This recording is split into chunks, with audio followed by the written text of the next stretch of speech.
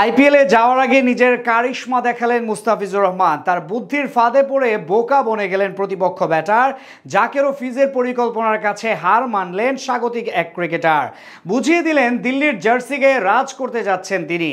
আইপিএলে যাওয়ার আগে মুস্তাফিজের বুদ্ধিদীপ্ত বোলিং ও মূল ঘটনা নিয়ে বিস্তারিত জানবো রিপোর্টে।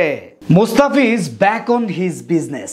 রবিবার আইপিএল খেলতে যাওয়ার আগে এবার নিজের চেনা ছন্দে ফিরলেন টাইগার কাটার মাস্টার। বুঝিয়ে দিলেন কেন তাকে 6 কোটি রুপি বা 8.5 কোটি টাকা দিয়ে দলে টেনেছে দিল্লি ক্যাপিটাল। সাথে নিজের বুদ্ধির খেলা দেখিয়ে আজ আউট করেন প্রতিপক্ষ এক ব্যাটারকে। শারজাহ স্টেডিয়ামে শনিবার প্রথম ইনিংসটা ছিল শুধু পারভেজ হোসেন ইমনের। সবার ব্যর্থতার দিনে একাই ব্যাট হাতে রীতিমতো অগ্নিমূর্তি ধারণ করেন তিনি। আর পরে বল হাতে আলো করেন মুস্তাফিজুর রহমান। সিরিজের প্রথম টি-20 ম্যাচে আগে ব্যাট করতে নেমে শুরুতেই তানজিদ তামিমের উইকেট হারায় বাংলাদেশ। উইকেটে এসে ভালো শুরুর পরেও আম্পায়ারের ভুলে কাটা পড়েন টাইগার কাপ্তান লিটন কুমার দাস। স্রোতের বিপরীতে গিয়ে একাই তাণ্ডব চালাতে থাকেন পারভেজ হোসেন ইমন। তার রেকর্ড গড়া সেঞ্চুরির বরাতে 192 রানের বড় পুঁজি পেয়েছিল টিম টাইগার্স। সেই টার্গেট মোকাবেলা করতে নেমে প্রথমে হাসান মাহমুদের শিকার বনে ফেরত যান জোহাইব খান। এরপর আলিশান শরাফু বিদায় নেন মুস্তাফিজুর রহমানের শর্ট পিচ ডেলিভারিতে। এখানে মূলত একটি মারাত্মক মাইন্ড গেম খেলেন টাইগার পেসার, যেখানে জাকের আলী অনিকেরও ছিল বড় ভূমিকা। এই উইকেটটার দিকে তাকালে বুঝবেন মুস্তাফিজ যখন বল করতে দৌড় শুরু করেন তখন উইকেট কিপার জাকের আলী অনিকের পজিশনটা ছিল অনেকটা আড়াআড়ি ভাবে ওয়াইড লাইনের বাইরে। যেহেতু ফিজ একজন বামহাতি পেসার তাই জাকের কিছুটা সরে দাঁড়ান। এবার ফিজের শর্ট পিচ লেংথের ডেলিভারি কাটার করতে গিয়ে বের হয়ে যাওয়ার মুহূর্তে সজোরে ব্যাট চালান শরাফু।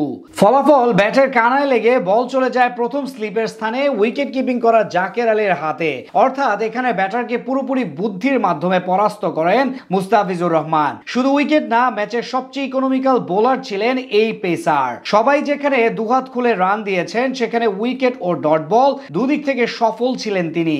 আজ প্রথম ওভারে মাত্র 5 রান দিয়ে 1 উইকেট নেন ফিজ। এরপর নবম ওভারে বল করতে এসে সেট ব্যাটার মোহাম্মদ ওয়াসিম এবং রাহুল চোপড়াকে চাপে ফেলে দিয়ে যান মাত্র 6 রান করে। 16তম ওভারে ম্যাচটা যখন ধীরে ধীরে আরব আমিরাতের হাতে চলে যাচ্ছিল তখন এসে মাত্র 4 রান দিয়ে ম্যাচের মোড় ঘুরিয়ে দেন। আর সবশেষ 18তম ওভারে আক্রমণে এসে দেন মাত্র 2 রান। ঠিক পুরনো দিনের মতো পারফরমেন্স উপহার দেন এই পেসার। সব মিলিয়ে 4 ওভারের কোটা পূরণ করে মাত্র 17 রান খরচ করে জোড়া উইকেট নেন তিনি। মূলত ইমনের সেঞ্চুরির পর বাংলাদেশের জয়ে সবচেয়ে বড় ভূমিকা রেখেছে ফিজের এমন বুদ্ধিদীপ্ত ও ইকোনমিক্যাল বোলিং।